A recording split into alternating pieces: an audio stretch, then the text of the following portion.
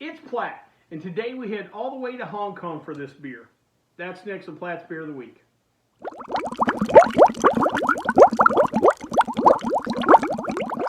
So the particular beer we have today is Neon City. It's a pale ale. Comes to us from Young Master Brewery. They are the first craft brewery in Hong Kong, or to open in Hong Kong. They're founded back in 2013. The full name is Young Master Ales Brewery. They were founded by a gentleman named Rohit Dugar. He worked in the financial industry in Southeast Asia, and occasionally would travel to Kuala Lumpur, where he would regularly frequent Tap's Beer Bar. And it's there that he started gaining a kind of a knowledge and passion for craft beer, which eventually led to him home brewing, and we know how all that ends up.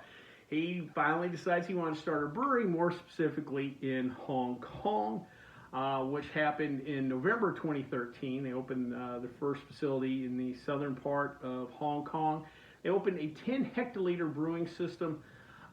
Just to give a little comparison, that's roughly 264 U.S. gallons. Now, being the first craft brewery in Hong Kong, they naturally kind of gained some traction. Just being the first always kind of helps. And before you know it, they're kind of up and growing, and eventually they would have to expand. That came in August 2016 when they opened another facility in southern Hong Kong, a 40 hectoliter brewing facility. Between the larger brew house and then they added some excess fermentation capacity, they basically 10x their production capacity.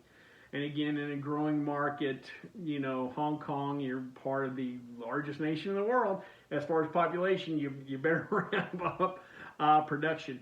Over the years, again, being first, you know, kind of caused them to, you know, again, constantly grow, expand. You know, they added a production facility, they added a canning line, a bottling line. They have quite an extensive barrel aging program. So much so they ended up purchasing something called a foeder. I'm probably mispronouncing that, but what is a foeder? Foeder is basically a larger wooden barrel than the standard 50, 55 gallon wooden bourbon barrels that you'd see in a lot of, you know, either distilleries and or breweries with barrel programs. These barrels generally are 5 times larger, and part of the reason why you would have a foeder instead of, let's say, 10 regular barrels is it just takes up less space. If you're going to do a large batch, barrel age something, instead of just a bunch of different barrels taking up space, one larger barrel. They were the first brewery in Asia to purchase a foeder. This more generally kind of more traditional European thing. The largest foeder in the world at one time was in France, 1 million liters. Just tells you how just absolutely massive these things can get. Again, you know, Young Master started gaining traction fairly quick, and after a couple years, Rohit knew he needed some additional help, and he brought in a gentleman named Kingston Koch. He was a food and beverage veteran of the Hong Kong F&B scene. Today, if you look up stuff about the brewery, what have you, you're generally going to see Kingston. He's kind of the face, the brand ambassador. You know, he kind of, you know, is front of the house, and Rohit's more kind of the back of the house guy. Besides, again, driving sales, kind of being a brand ambassador, Kingston also runs the 3 restaurants the brewery owns. These are more than just kind of generic brew pubs that serve burgers and wings, stuff like that. This is really, you know, some high-end kind of gastro brew pub stuff they do. They've hired some high-end chefs, so again, it's a little more than your standard brew pub fare that they have.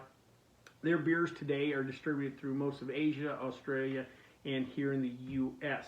Now, the name Young Masters apparently came from a movie produced in Hong Kong. If you're a Bruce Lee fan, you might remember some of his first few movies were in Hong Kong before he got his, you know, big break in Enter the Dragon. When I looked up Young Master the movie, the only one I saw was a Jackie Chan movie from 1980. So maybe that's what they're referencing. If you haven't seen Jackie Chan's old stuff from like the early 80s stuff, check it out, because the stunt work is worth the movie there. It's just insane. Real quick, let's talk about some of their other beers. First is HK Black, 4.2% ABV. This is a stout. On their website, it's not really clear, but they refer to something called City Roasted coffees. Now I don't know if it's locally sourced, locally roasted. I don't know if that's a flavor profile or actually in the beer, but city roasted coffee. Next is Mio 2022 Mio.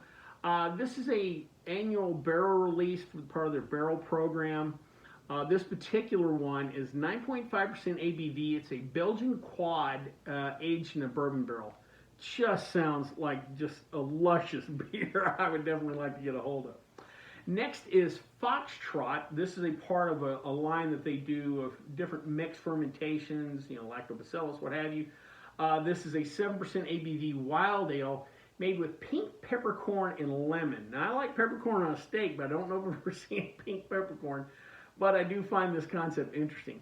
Lastly, we have Don Hoblin, 7% ABV. This is what they refer to as a brut IPA. Brut's a term they use in champagnes for kind of a dry finish. They're implying a dry finish on this beer. It is a collaboration with Heroes Beer Company. Heroes was one of the first brew shops opened in Hong Kong, and it quickly became popular. And they got enough feedback from their regulars, like, hey, why don't you guys also brew a beer? Thus the collaboration. Well, before we try this particular beer, though, let's check out the stats.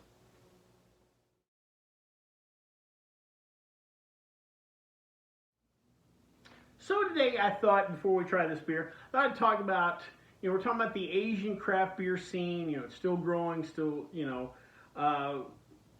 still kind of feeling itself out, but it's there. It definitely is there. And I got to think, well, people are going to travel, summertime vacation.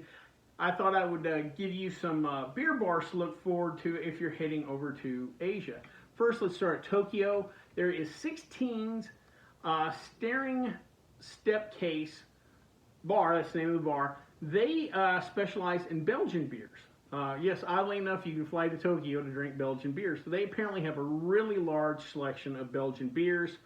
A lot of food pairing possibilities there. One thing I do have to warn you, though, if you go, they do allow smoking. That's something I think here in the U.S. we kind of take for granted, like, all right, there's just no more smoking.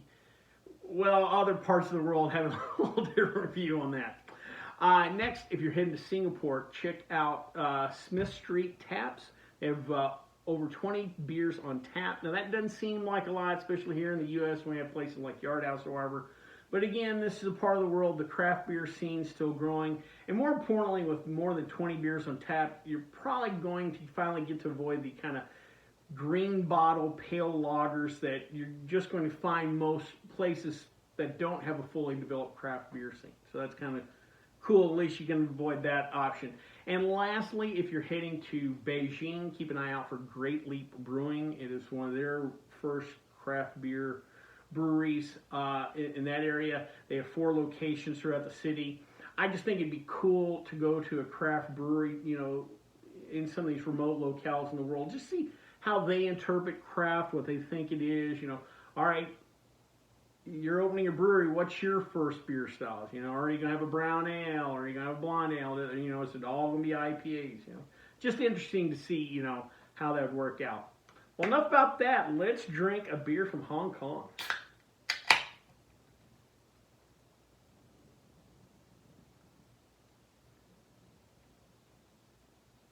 All right, that was real foamy. Wow, and I mean, I don't think I was pouring that aggressive, but that,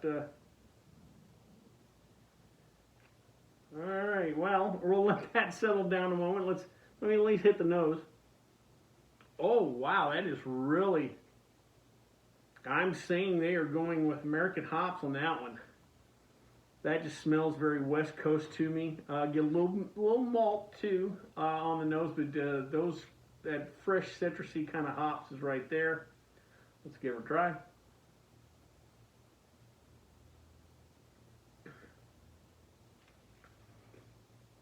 The hops are more present on the nose than they are on the taste.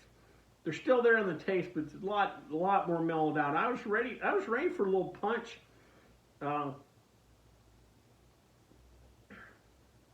Yeah, I'm not getting it. I'm not getting that. That smelled like potentially really fun little pale ale. I'm going to say this is almost, well, I don't like to compare it to bitters or the English style pale ales because just noble hops are just different in general. But this is more mellow as far as the hop flavor and bitterness. The nose is there, just the rest of it's not. As far as body, malt's about where it should be. A nice little malt punch up front. Does seem a little bit lighter body too. Like this seems like a lighter, softer pale ale on everything but the nose. The nose, you're like, whoa, I got something here. The rest of it's just kind of like, well, this is just a pale ale. We'll just kind of toss it out. Not terrible. I kind of go with the thing. Would I necessarily buy it? No, but if somebody bought it for me, would I drink it? Yeah, kind of thing. Not unpleasant. Just the nose told me one story and it didn't come out on the beer. So, well, with that being said, I hope you liked this video. If you did, please subscribe down below. Also, please like the video because it lets YouTube know we're putting out good content. If you have any questions, comments, concerns, or beers you'd like me to try, please leave them in the comment section, or you can always contact me on the Twitter page. Till next time, bottoms up.